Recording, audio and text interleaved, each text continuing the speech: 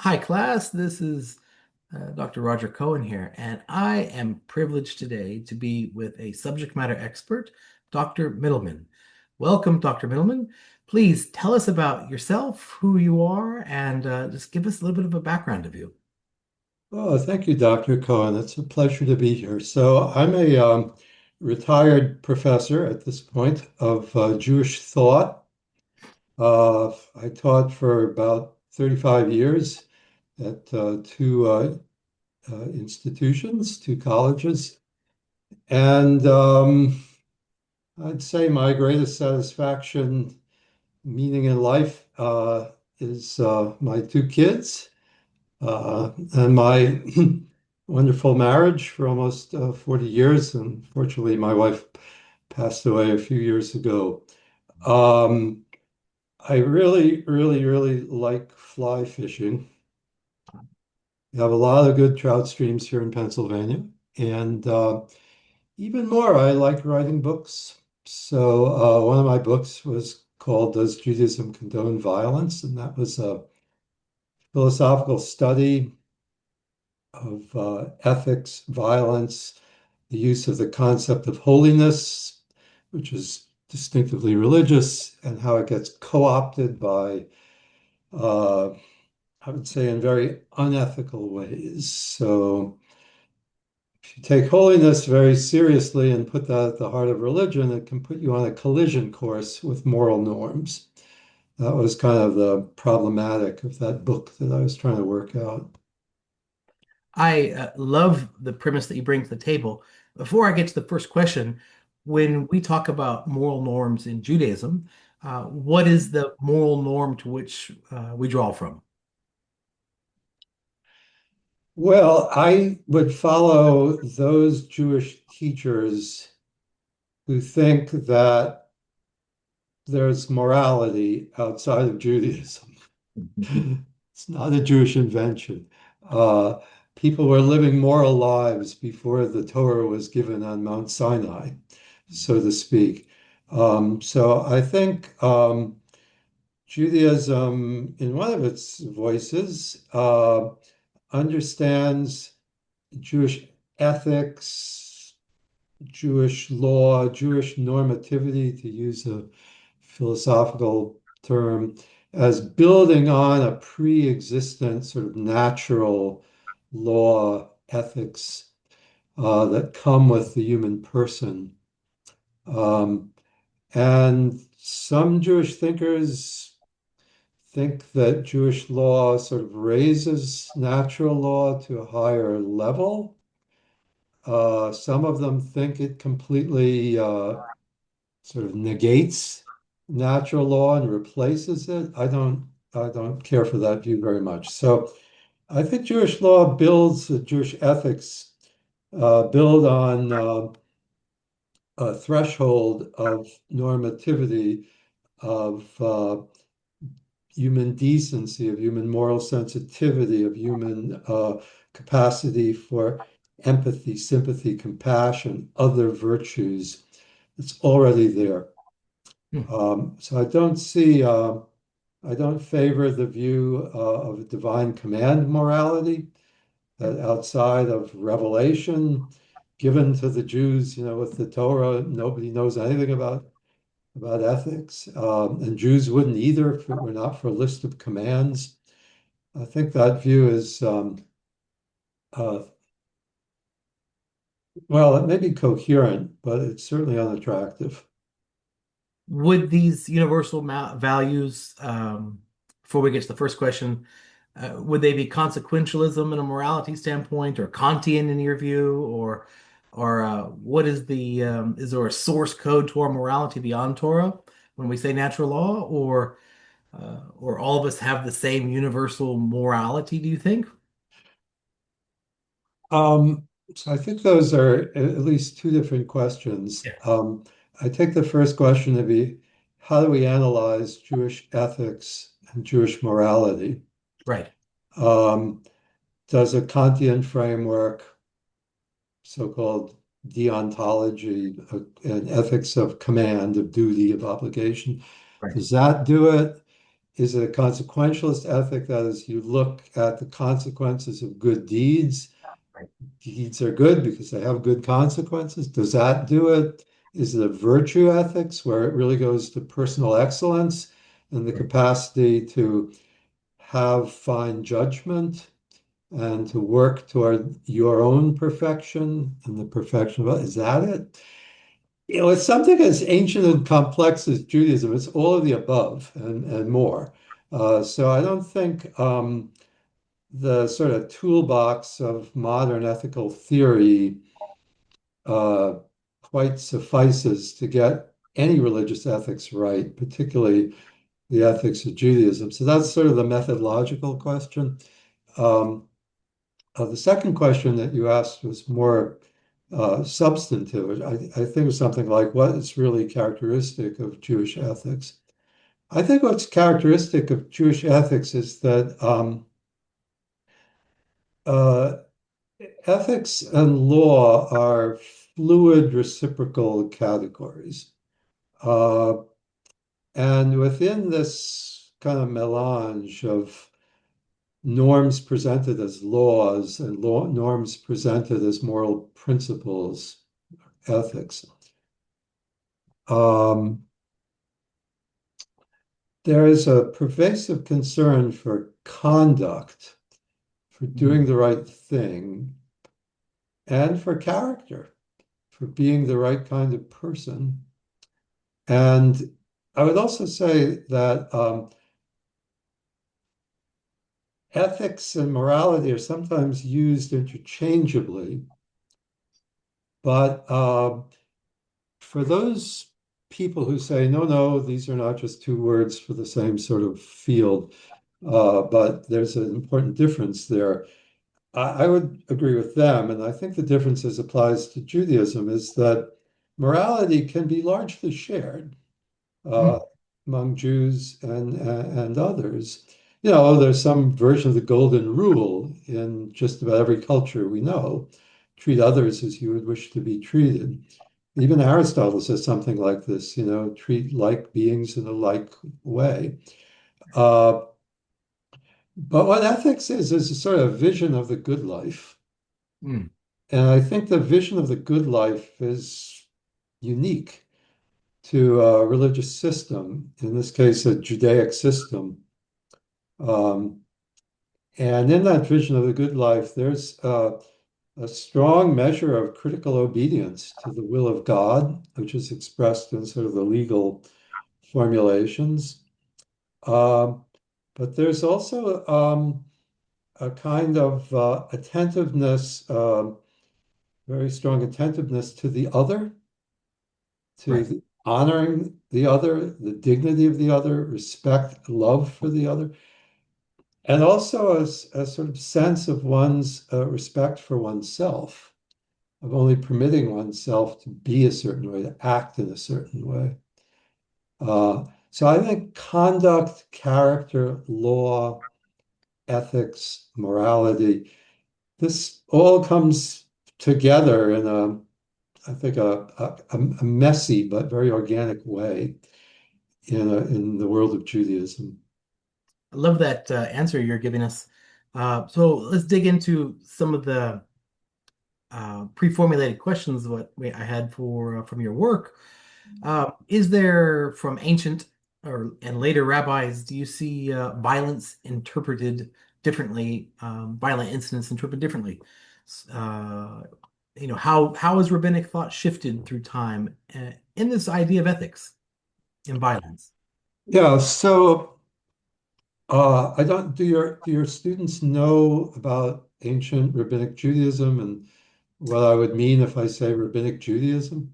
Most of the students are going to be elementary, basic world religious basics. Okay, well let me just put a prefatory remark in there. Um, you have the Bible, right? And the Bible is this collection of ancient literature with different degrees of antiquity. It gets to be a canon, a group of books that you could put between two covers because of the work of post-biblical Jewish teachers. and we call these teachers rabbis. Um, there's no word about rabbis in the Bible. There's no word about rabbis in the New Testament. The New Testament, which I assume most of you students, are aware of. The New Testament talks rather disparagingly of scribes and Pharisees. Mhm. The rabbis themselves, a later group, talk rather disparagingly about the Pharisees. They Mhm. don't much like them either. But the rabbis are not to be confused with Pharisees. They're really the descendants of the scribes. So the rabbis who are, I would say, post, Jesus and his world, but Jesus is sort of a rabbi. Paul is sort of a rabbi. Uh, that is, they're basically morally serious religious intellectuals who are interpreting scripture to try to bring ethical content out of it and teach scripture in non-literal ways. That's what the rabbis do, and their form of Judaism was not the only form of Judaism in Common Era antiquity. There were Sadducees, there were the Essene sectarians, there were other groups, but they died out with the Roman conquest and destruction of Jerusalem in 70 AD. Okay, so everything after that is sort of the rabbis becoming ever more important, and it's their form of Judaism that Jews inherit and, roughly speaking, practice today across the board. Okay, that's Rabbinic Judaism. So the monuments of Rabbinic Judaism are huge collections of texts that go under the name Talmud, uh, which means learning, Midrash, which is textual interpretation, usually in a pretty imaginative mode. It's kind of, well, it can be very imaginative stuff. So what the rabbis do is when we read the Bible, we can be very troubled by violent episodes there. And that's not just because we're, allegedly enlightened modern people. The rabbis were very troubled by the violence of those episodes too. Uh, Things were, to them, unworthy of, moral people, in contradiction to their own understanding of Jewish law. For example, under Jewish law, you can't execute anyone for a crime unless there were two witnesses who don't contradict one another in their testimony as to what they saw, and unless the would-be criminal, the murderer, were forewarned. Mm. The conditions for convicting someone of a capital crime under Jewish law are so stringent that effectively you can't. Wow. Now, how the hell do you square that with the Bible, in which biblical characters are just slaying one another, hip and thigh, apparently with, you know, uh, with the approval of God? The rabbis are very troubled by this. So one of their strategies is to try to take all of the settled, developed legal norms that govern, conduct in a rabbinic universe and retroactively apply them to the Bible. Mm. Uh, so, for example, one incident that I talk about in my book is uh, the patriarch Jacob and his sons are, they're living in the land of Canaan. They've settled there, and his daughter, Jacob's daughter, Dinah, goes to visit the local Canaanites in the city of Shechem, or Nablus today. Mm. Um, and she's raped Mm. by the prince of Shechem. So the brothers are infuriated and they deceive the people of Shechem. Hmm. The prince who did this, he feels guilty and he decides that he loves this woman and he has his father go, ask Jacob if he'll let his daughter marry and, everyone can live together happily and everything. The sons will have none of this. The sons go and they say, that's a great idea, but we can't intermarry with you unless you're circumcised. So these Canaanites circumcise themselves, and then they're adults, and they're really, really weak. And in their weakened state, Simeon and Levi, two of Jacob's sons, go and they slaughter everybody in Shechem, Hmm. mass death to avenge the rape. Period. So the rabbis, they can't wish the story away. It's an authoritative biblical story. But what they can do is assign blame in Hmm. interesting ways. I mean, they try to take this horrific incident and sort of wrap it into a rabbinic sense of right and wrong. So Maimonides, great medieval philosopher, rabbi, legal scholar, he tries to justify it not as a wanton act of revenge and violence, but as the legitimate imposition of a death penalty for the failure of the people of Shechem to set up courts of justice and hold the culprits properly responsible. Wow. Okay, it's Hmm. pretty imaginative. So one of the strategies I call of handling biblical violence, I would call legalization, as it Yeah. tries to make this seem less like a spontaneous act of, revenge or impulse, and more like a properly domesticated, rational, justified legal procedure. Great thing Hmm. about Jewish thought is that nobody ever agrees on anything. So a leading thinker of the next generation after Maimonides, one, maybe two generations, who also has historians give him a sort of Greek name, Nachmanides. Yeah. He thinks Maimonides' view doesn't hold water at all. And he doesn't so much legalize it, he pokes holes in Maimonides' reasoning as he heaps blame. He sees no justification for it at all. He heaps blame on Simon and Levi in a number of ways. And he picks up on Jacob's own disapproval of what his sons did. And he kind of amplifies that and tells us why this is fully wrong and beyond justification. So um, this is, I would say, an ethicization, a strategy that often what the rabbis do is they say, well, it looks really puzzling, but actually they really deserved it because they had very bad character. But here Nachmanides does that in the other direction. They didn't deserve it.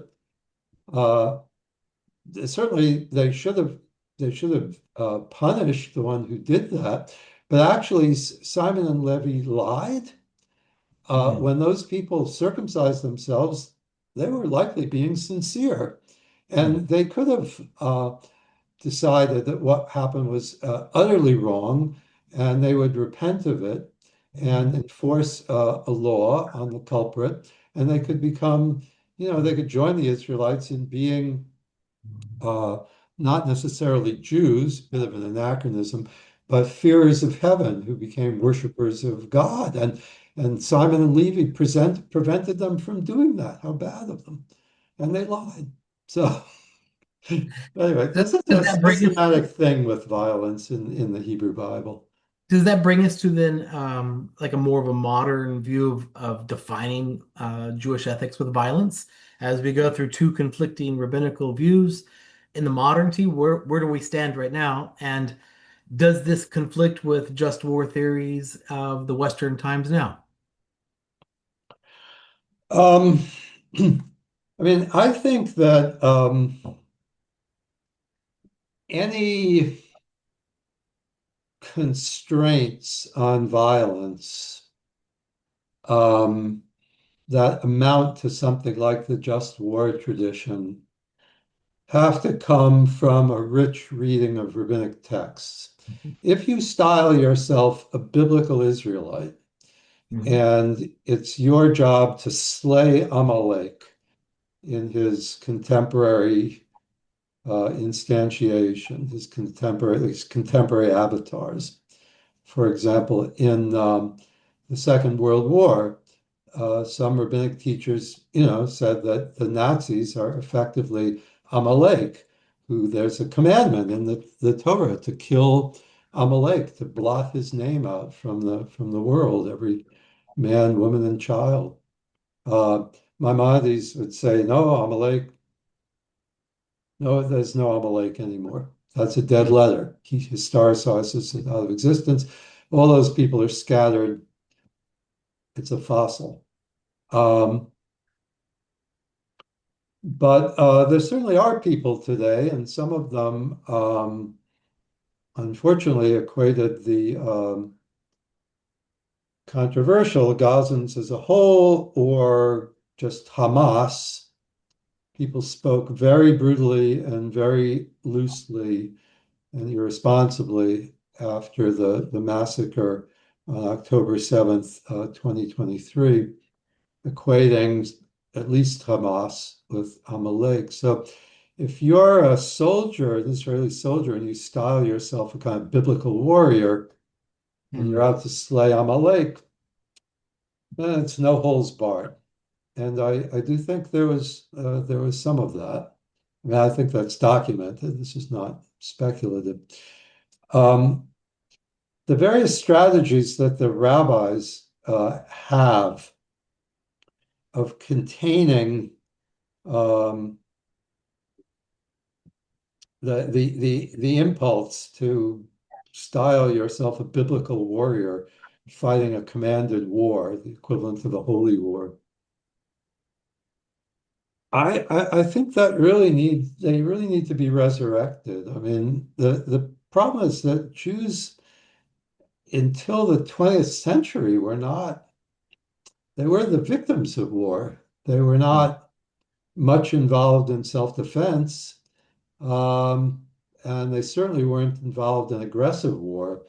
The Mm. beginning of change in Jewish ethics and Jewish law vis-a-vis war starts in the 19th century when some religious Jews are, drafted into czarist armies, French army, German armies, and it's like, ah, well, what do we do now? What's the Jewish law about? How do we deal with this?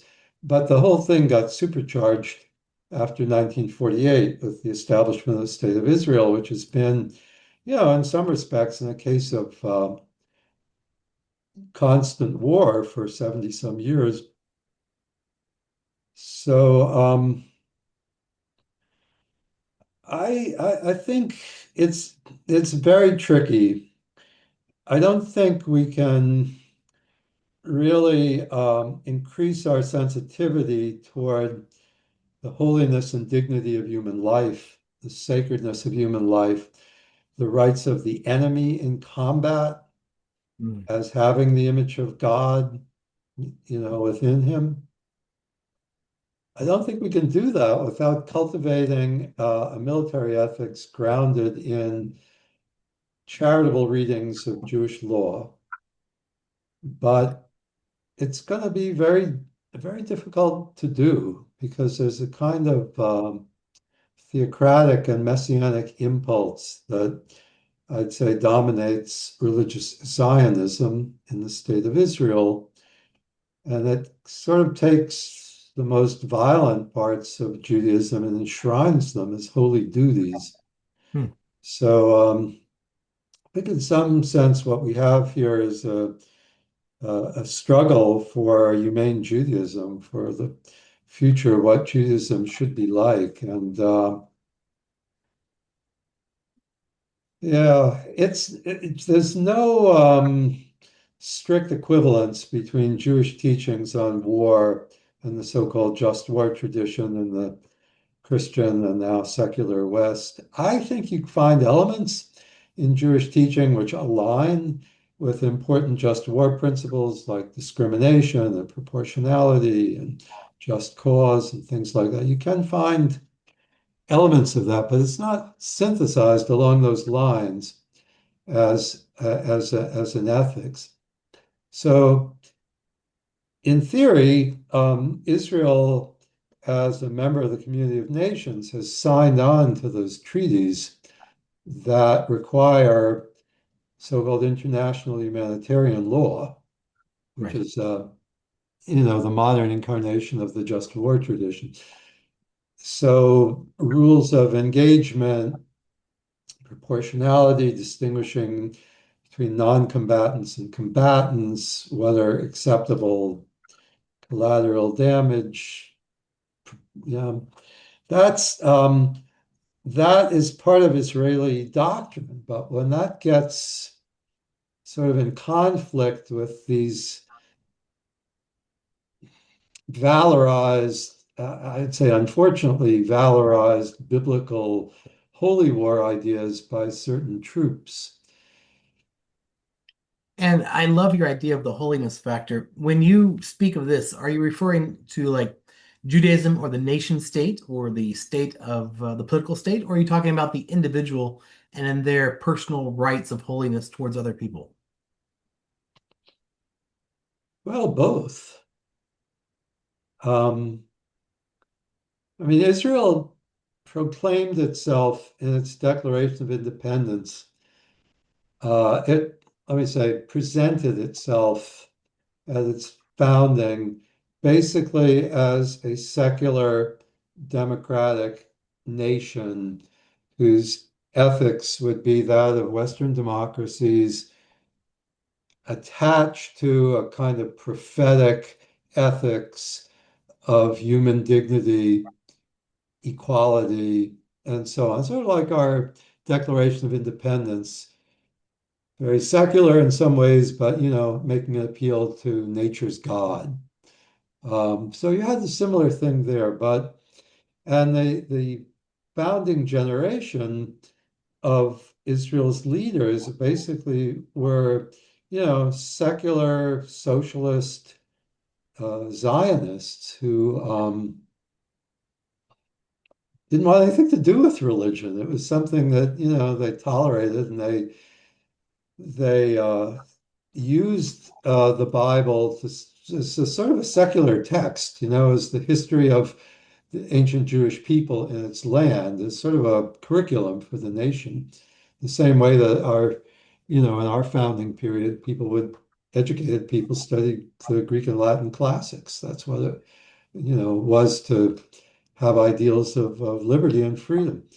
Um, but this all started to change, and things tilted more and more and more and more in a more religious direction. So that I'd say the secular people in Israel is still the numerical majority, but it seems that particularly under the past, I don't know, 3 million years of the Netanyahu government, is it like 19 years? I don't know.